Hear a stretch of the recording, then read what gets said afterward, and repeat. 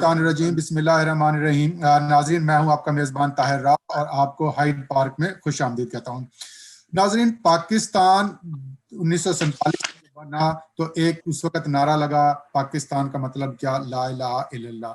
और ये एक तासुर दिया गया कि इस्लामिक पाकिस्तान एक ऐसा खित्ता और एक ऐसा स्टेट बनेगी जहाँ पे इस्लाम के नाम के वहाँ पे एक प्रैक्टिस की जाएगी और तमाम मुसलमान एक अपने मुआशी और मजहबी हकूक जो है उनके और सियासी हकूक हैं उनका तहफ़्फ़ुज़ हो सकेगा। और मैं हमेशा ये कहता हूँ कि दुनिया में सिर्फ दो रियासतें ऐसी हैं जो कि मजहब के नाम पे बनी, एक पाकिस्तान है जो कि इस्लाम के नाम पे बना और एक इजराइल है जो कि यहूदियत के नाम पे बना। लेकिन और उन्हीं उसी वक्त में तकरीबन बना, जितनी उम्र पाकिस्तान की है उतनी इसराइल की उम्र है ऑलमोस्ट। लेकिन आज पाकिस्तान कहाँ खड़ा है और इसराइल कहाँ पे खड़ा है, तो ये एक पाकिस्तान की अवाम के लिए, पाकिस्तान के हुक्मरानों के लिए सोचने का मुकाम है। और पाकिस्तान में मजहबी तहरीकें और मजहब के नाम पे सियासत में मजहब का इस्तेमाल और मजहब के नाम पे तहरीकें भी कोई नई तहरीक नहीं है।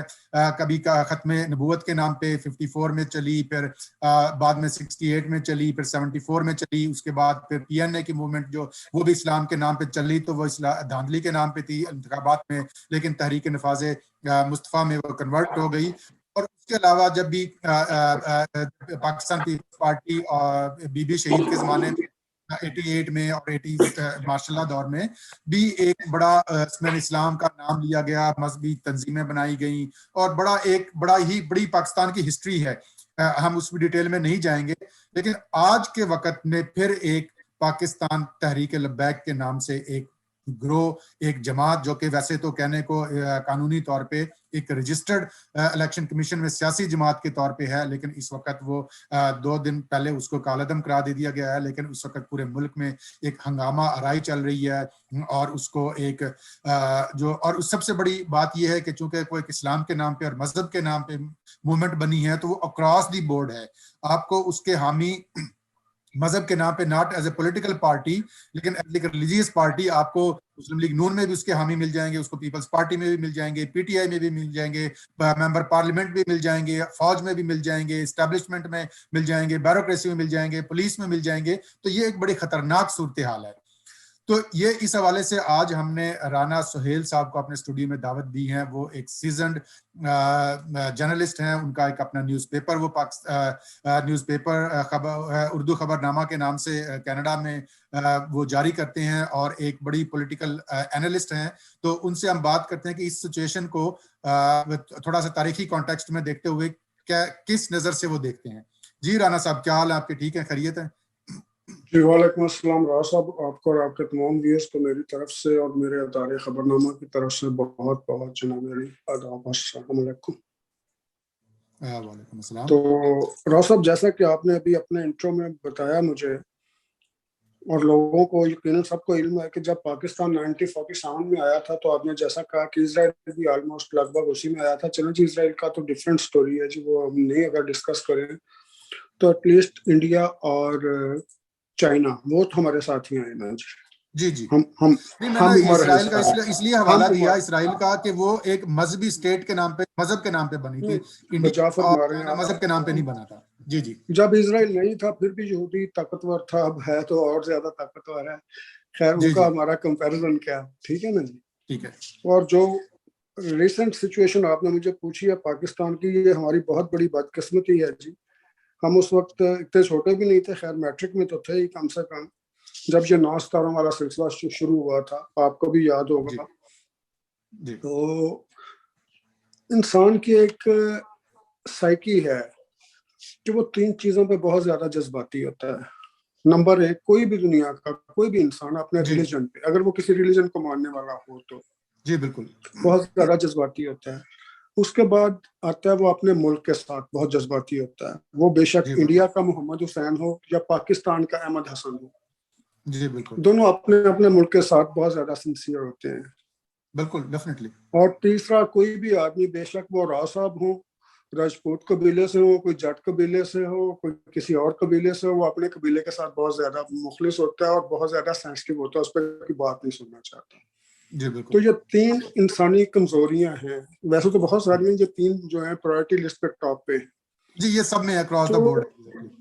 जी जी जी, तो जो लोग होते हैं ना जी, ये कारीगर लोग, कारीगर, मैं वो कॉमर्स लगा के कह रहा हूँ, वो इंसान की कमजोरियों का फायदा उठाते हैं। ठीक है।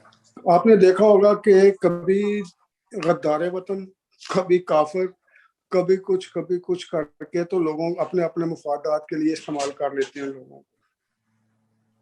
तो यही मैं समझ रहा हूँ कि आजकल भी पाकिस्तान में हो रहा है कि ये जो हमारी लश्कर जंगली थी या लश्कर तैयबा थी या उसके बाद तहरीक लब्बैक है, अल्हम्दुलिल्लाह मैं भी उतना ही मुसलमान हूँ जितने आप हैं और जितने वो लोग हैं। नबी करीम सल्लल्लाहु अलैहि वसल्लम पर हमारी जान कुर्बान, हमारे बच्चों की जान कुर्बान, ठीक है जी, बिल्कुल, उसके ऊपर नो कम्प्रोमाइज। लेकिन अब इस चीज का गलत इस्तेमाल करना या अपने सियासी और माली मुफादात के लिए इस्तेमाल करना, ये बहुत गलत बात है। जी बिल्कुल। ये तहरीक लब्बैक हमने तो उस वक्त सुनी जब ये आई हैं, कुलसूम नवाज साहबा इलेक्शन में आई हैं लाहौर से, जी उस वक्त वहां पर, उसी वक्त हमने तो सुनी, जिससे पहले जी अगर बिल्कुल। आपने सुनी तो आप बता दें। नहीं, पहले थी उसी वक्त ये 2017 आई में है जब मंजर धरना आम पर। हुआ। और जी, तो लेकिन ये है कि वो तब उस पर फिर रजिस्टर्ड हो गई जी थी जी, फिर। उस वक्त डरने के लिए लाई गई, जब इस धरने में पैसे भी बांटे गए और हमारे एक जी आर्मी मैन जो हैं उन्होंने पैसे बांटे, क्योंकि पाकिस्तान में जी तो आर्मी मैन का लफ्ज बोलना भी यहाँ पर पता नहीं क्या कर देते हैं कि आपने नाम क्यों लिया, हालांकि बड़ा मुकद्दस और मुतबर्रक नाम है ये, तो नाम जी लेकर बिल्कुल। बात करनी चाहिए, कोई अच्छे काम करे तो करने चाहिए, तारीफ करनी चाहिए। जिन हमारे हजरात को निशान हैदर मिले हैं, तो जिन्होंने जाने कुर्बान की हैं और जिन्होंने नींदें कुर्बान की हैं, उनके लिए भी हम हैं, और जिन्होंने जी मुल्क कुर्बान कर दिया हम उनके खिलाफ हैं भाई। बिल्कुल। तो ये दोनों का मेरा नाम लेना चाहिए, मेरी जिन्होंने दुश्मन को तबाह किया उनको भी नाम लेना चाहिए, जी जिन्होंने जी मुलाकात। जी जी। तो एक्चुअली हमारे यहाँ दो तीन प्रॉब्लम इकट्ठे चल रहे हैं राव साहब, वो मैं बात से कहीं हटना जो, मैं उस बात पर दोबारा वापस आऊंगा जो आपका क्वेश्चन है, लेकिन बात शुरू करने से पहले मैं एक बात आपको क्लियर कर दूं कि जब हम पाक फौज की बात करते हैं तो उसका मतलब पाक फौज नहीं होता एज ए होल, या जर्नैल की बात करते हैं जर्नैल एज ए होल नहीं होता। जब आप मीडिया को गाली देते हैं, आप राणा सुहेल को गाली नहीं देते, राणा जी सुहेल तो बिल्कुल आप उनको गाली देता है, उन मीडिया वालों को जिनको आप गाली दे रहे हैं। बिल्कुल। तो जब हम करप्ट जर्नैलों को गाली देते हैं तो उनको वो भी फौजी और वो भी जर्नैल गाली देते हैं, जिनकी वजह से उनका नाम खराब हो रहा उनका खराब हो रहा है, बिल्कुल। है, ठीक है ना जी।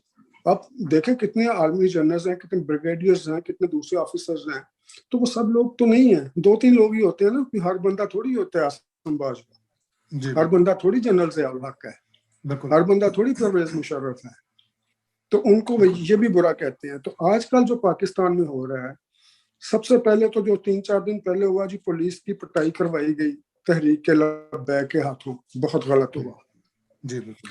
टोटल मिसमैनेजमेंट था, क्यास था, बहुत गलत हुआ। पुलिस वाले भी हम में से हैं, जी जो बिल्कुल। मारने वाले भी हम में से हैं, ठीक है। तहरीक लब्बैक भी पाकिस्तानियों की जमात है, मुसलमानों की जमात है। वो जो लोग हैं ड्यूटी दे रहे थे जिनको मारा गया, और आज वाइस वर्सा हुआ, आज जनाब इन लोगों को मारा गया, मस्जिद से मारा गया, बाहर से मारा गया, जिस जिस बंदे ने दाढ़ी रखी थी सबको मारा गया। अब देखें ना, दो गलत मिलके एक ठीक नहीं बन सकता। बिल्कुल सही बात है। जो बात गलत है वो बेशक आपके एंड पे हो गलत है, जो मेरे एंड पे हो वो गलत है। तो हुकूमत का अपना फेलियर है, हुकूमत अपने अपने मौके के मुताबिक किसी चीज को हलाल कर देती है, किसी चीज को हराम कर देती है। जी बिल्कुल। तो ये टोटल वहां पर मुफादात की सियासत हो रही है, जी और बिल्कुल फिर वही अल्लाह ताला माफ करे, वही लिबादा इन्होंने ओढ़ लिया जो जनरल ज़िया के दौर में ओढ़ा गया था।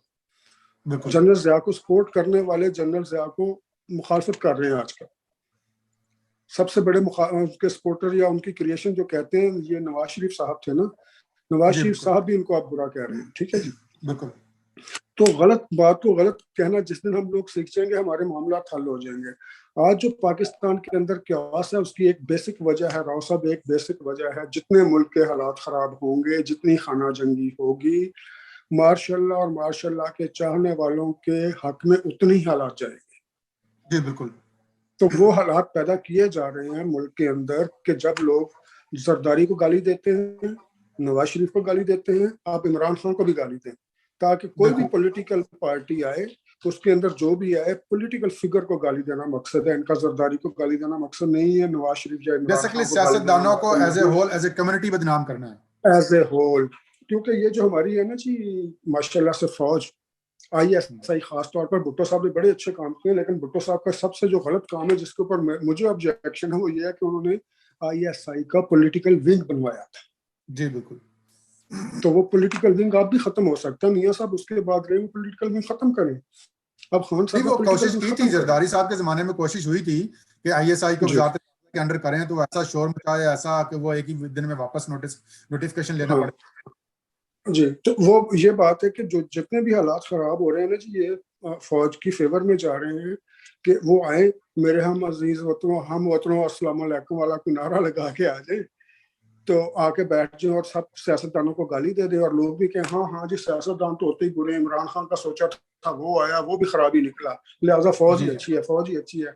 ये फजा क्रिएट करने के लिए हम लोगों की कुर्बानियां दी जा रही हैं, हमारी मईशत की कुर्बानी दी जा रही है वहां पर।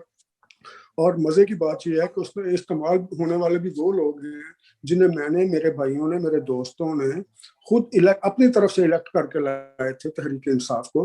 और ये मैं आपको बता दूं, जिन लोगों के बारे में आप और मैं आज क्रिटिसिज्म कर रहे हैं, कल आप ही के टीवी चैनल पे, आप ही के फोरम पर वही लोग बैठकर इन लोगों को क्रिटिसाइज कर रहे होंगे।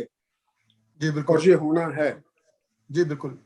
और मैंने और आपने फिर इनके लिए बोलना, फौज की गोद में पला, सारा कुछ किया था, बाद वो करने पे मजबूर है ना, तो ये तो बिल्कुल देखो ना जी, एक वक्त था जब जरदारी ने खुद कहा था, मुझे चूंकि कोर्ट रिपोर्टिंग मैंने तकरीबन ऑलमोस्ट उनके सारे के सारे केसेस कवर किए थे हाई कोर्ट में, और मेरे दोस्त हैं यहाँ पर भी हैं कनाडा में जो कोर्ट रिपोर्टिंग करते रहे हैं, वो भी इस चीज के गवाह कि जरदारी ने वहां कहा था कि एक दिन आएगा जब सैफुर रहमान और उसकी जमात हमारे ट्रक पर सवार होगी, और वो हुआ।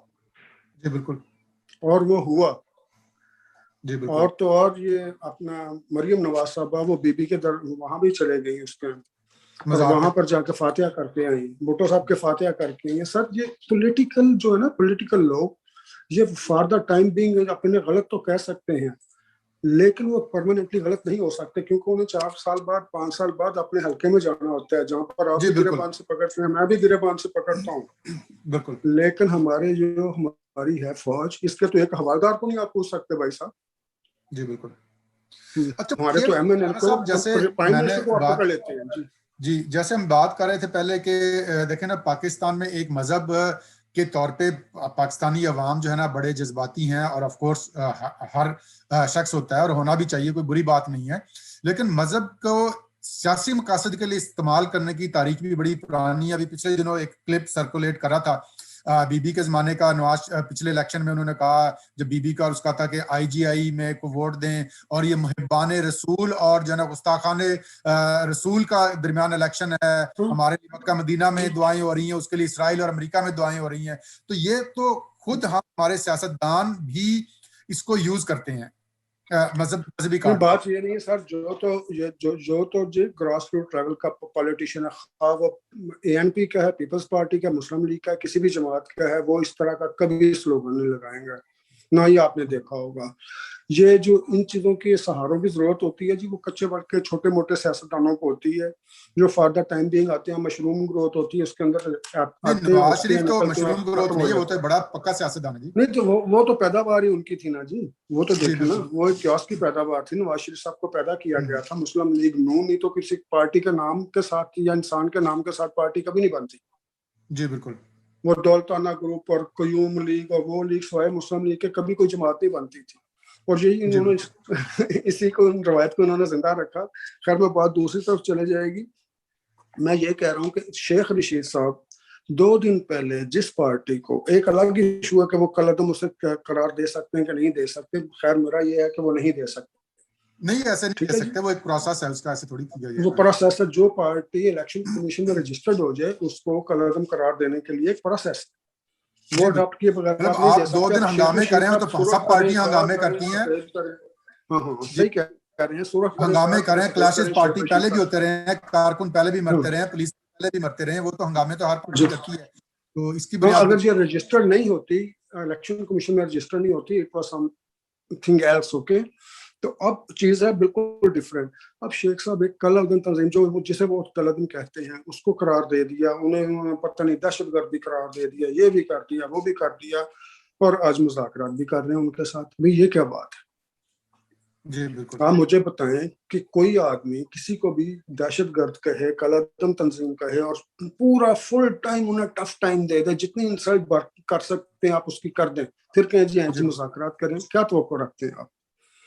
इसका मतलब ये है कि आप जानबूझ के एक शरारत करके फिर ये भी कह रहे हैं फेस सेविंग के लिए कि जी हमने तो मुज़ाकरात की ऑफर दी थी, हम तो बैठे रहेंगे। इस तरह नहीं होता भाई साहब, हमें नजर आ रहा है क्योंकि हमारा भी इतना एक्सपीरियंस हो चुका है। और अब वो पीटीवी वाली दुनिया नहीं है, अब सोशल मीडिया वाली दुनिया है। आप एक बात पाकिस्तान में छुपाएंगे तो कनाडा से राना सोहेल जारी करेगा, हॉलैंड से जारी होगी, जर्मनी अमेरिका से जी जारी बिल्कुल। होगी। आप बात सच हकीकत नहीं छुपा सकते, आप बता देंगे, कोई और बता देगा, आपका नेबर बता देगा। तो ये सारी चीजें अब नहीं छुपाई जा सकती। इस तरह की ये करने हमाकतें करना बंद करें, कौम को बेवकूफ बनाना बंद करें। और जो कुछ पाकिस्तान में हो रहा है ये सोच के रखें कि जनाब जो मैं छुप के कर रहा हूँ ये भी कल टीवी पे चल सकता है। जो जी मैं छुप के बिल्कुल। हरकत कर रहा हूँ, जो काम या बयान कर रहा हूँ या साजिशें कर रहा हूँ, ये सारा कुछ कल को मंजर आम पे आ जाएगा और ये आना है। और जो कुछ मुल्क के अंदर इस वक्त हालात पैदा किए जा रहे हैं, अल्लाह ताला माफ करे। मुल्क भी हमारा है, पुलिस भी हमारी है, फौज भी हमारी है, ये जो तहरीक लब्बैक भी हमारा है, दूसरी तहरीकें भी हमारी हैं, पॉलिटिकल जितने भी लोग हैं हमारे हैं, इवन इफ वो ना भी हो तो हमारे हैं। जी तो बिल्कुल। इंसानी जान को खत्म करने का इख्तियार कहीं पर किसी को नहीं है। जो तहरीक लब्बैक ने 2 दिन पहले किया गलत किया, जो आज ये कर रहे हैं ये भी गलत कर रहे हैं। और ना सिर्फ ये कि अपनी इस्लाह करें, ये मजीद गलत कर रहे हैं सर, जी मजीद बिल्कुल। ये गलत कर रहे हैं कि अब मुझे बताइए कि उन लोगों को पहले दहशतगर्द डिक्लेयर करके मुज़ाकरात करने की क्या जरूरत थी? और बिल्कुल, आप जब अगर आपको मुज़ाकरात पता है करते कि मुज़ाकरात जब नाकाम ना होते तो आप एक एक्स्ट्रा रासफ देते कि जब हम आपको काला धन करार दे देंगे। मेरे जैसा अनाड़ी बंदा ये जानता है कि ये पाक फौज की क्रिएशन है, जी तो बिल्कुल। पाक फौज को क्यों नहीं इस्तेमाल कर रहे? इसमें क्या है? बिल्कुल। मुल्क के अंदर क्यों अनार्की पैदा कर रहे हैं? तो अगर बिल्कुल। आप नहीं रोक रहे, आपके 2 बच्चे लड़ रहे हैं आपस में, आपके रासों में आपकी मिसाल दे रहा हूँ, 2 बच्चे आपस में लड़ रहे हैं और दोनों आपसे डरते भी हैं, और आप अगर नहीं रोक रहे तो कसूरवार आप हैं, बिल्कुल एग्जैक्टली। बिल्कुल ठीक है। बच्चे कसूरवार नहीं है। बिल्कुल। अगर मेरे 2 बच्चे आपस में लड़ाई कर रहे हैं तो मैं अपने बच्चों को नहीं रोक रहा, मैं रोक भी सकता हूँ, इस पोजीशन में भी हूँ, तो इसका मतलब मैं तमाशा खुद लगा रहा हूँ। खुद तमाशा लगा रहा है, बिल्कुल मेक सेंस। तो ये इस तमाशे का फायदा भी नहीं है जो तमाशा लगा रहे हैं जी। और क्या पूछना चाह रहे हैं?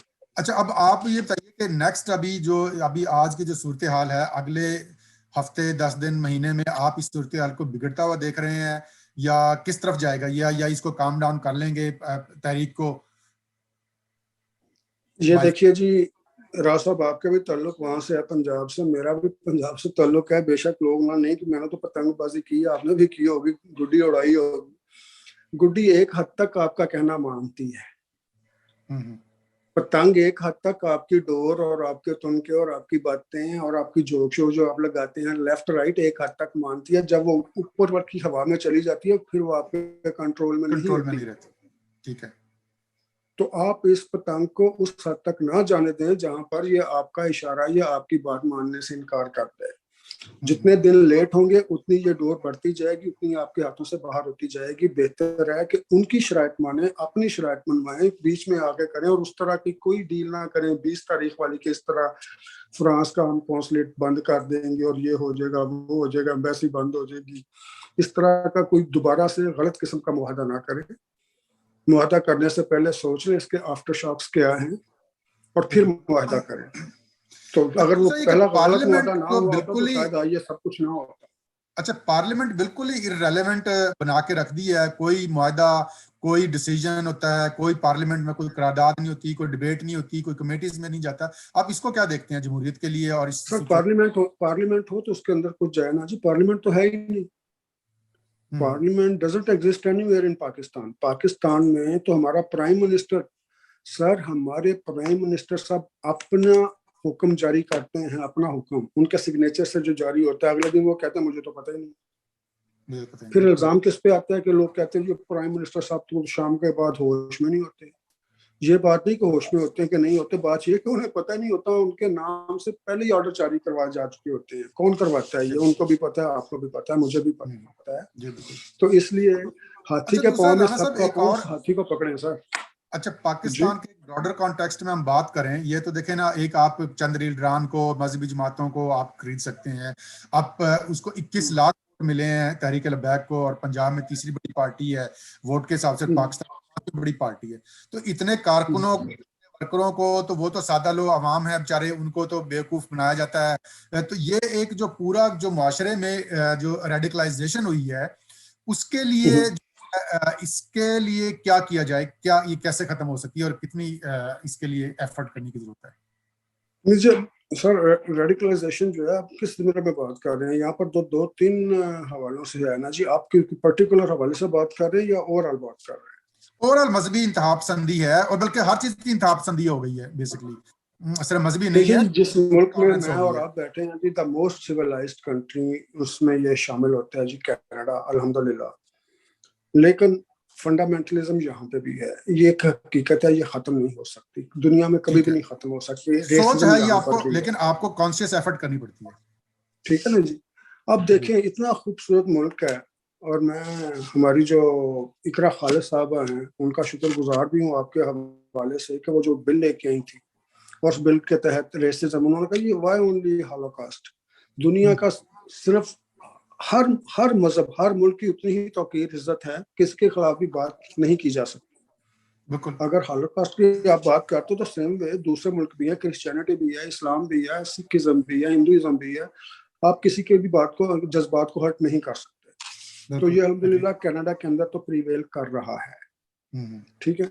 अब इसका मतलब ये चीज मौजूद थी तो ये लाने की जरूरत पड़ी ना, जी और बिल्कुल। ये अभी है, आहिस्ता आहिस्ता शायद कभी खत्म हो जाए, जो कि कभी भी खत्म नहीं होती। देखिए, ये एक और ना इंसानी इंसानी जो प्रेजुडिस होता है हर इंसान के अंदर, वो हर जी जी, बंदा वो होता है, बिल्कुल अपने होता है जी, आप को बिल्कुल सही होता समझता है।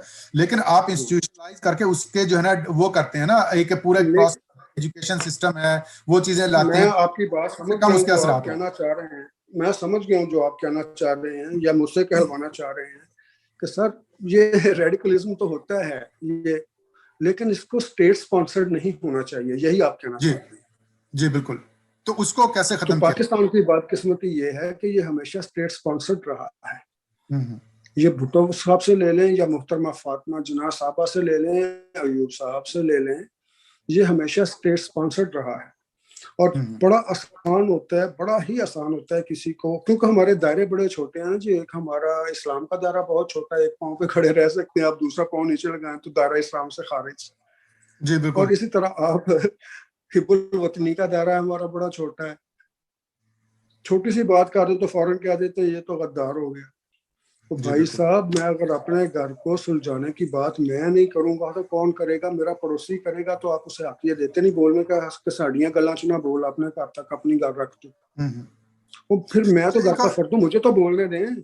जी अच्छा, एक और राना साहब, बड़ी इंटरेस्टिंग सी है बात। देखें, हम जैसे हम एज ए पार्टी बैन कर सकते हैं किसी को, लेकिन हमारी जो कि जैसे कनाडा में पार्लियामेंट्री सिस्टम है, हमारा भी पार्लियामेंट्री जी सिस्टम हल्के की बुनियाद पे, तो जो छोटे छोटे जी ग्रुप्स हैं, मस्जिदें हैं, जो मदरसे होंगे या जो भी है, तो एक एमएनए या एमपी का इलेक्शन लड़ता है, इनको अपनी सपोर्ट के लिए जब इलेक्शन आता है, तो आखिरी 20 दिनों में बंदा पागल हो जाता है, वो कहता है यार मुझे बाय हुक एंड क्रूक मुझे वोट मिलने चाहिए।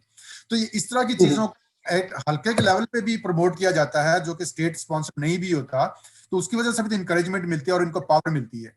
इसको कैसे खत्म किया जा सकता मैं आपका सवाल अच्छी तरह समझ नहीं पाया हूँ। है? मैं ये कह रहा हूं कि एक तो क्या आप जमाती पूछना तौर, क्या एक चाह तो रहे हैं? मजहबी तौर पे, जमाती तौर पे एक आप बैन भी कर सकते हैं किसी को या उसको डिस्करेज कर सकते हैं, लेकिन चूंकि जी जी माइंडसेट होता है, छोटे मदरसे हैं हमारे, जो एक रिलीजियस माइंडसेट बैठा हुआ है, एक्सट्रीमिज्म है, कोई भी ग्रुप्स हैं, कोई बरादरी के नाम पे जिन्होंने कोई ऑर्गेनाइजेशन बनाई हुई, कुछ एसोसिएशन, ये या कोई मदरसा बना हुआ है, तो जब इलेक्शन में हल्के में वोट देने के लिए जाते हैं आप, तो आप अपने वोटर को नाराज नहीं कर सकते, तो आप उन ग्रुप्स की भी सपोर्ट लेते हैं। जैसे फॉर एग्जांपल राना सनाउल्लाह पे बड़ा इल्जाम लगता है कि वो उसके लिए अपने, या वो सिपा साहबा उसको सपोर्ट करती है, किसी हलकों में जहां पे जो शिया वोट ज्यादा होते हैं वो उनको सपोर्ट कर रहे होते हैं, एमपी एमएनए को। ये चीज भी तो एक इस चीज में जी जी, मैं समझ एक्शन। गया हूँ सर ये it is all because of the discontinuation of democratic process. Hmm, आपको याद होगा कि ज़िया साहब के आने से पहले तक जी जी लोगों की रिश्तेदारियां पॉलिटिकल सिंपथीज पे होने शुरू हो गई थी। मैं छोटा सा था, हमें पता है, वो कह रहे थे कि नहीं नहीं जी उन्होंने का रिश्ता नहीं करना, वो पीपल्स पार्टी के हैं। हम्म, दूसरा कहता नहीं नहीं नहीं उन्होंने का रिश्ता करना, वो अपनी अपनी पार्टी देने।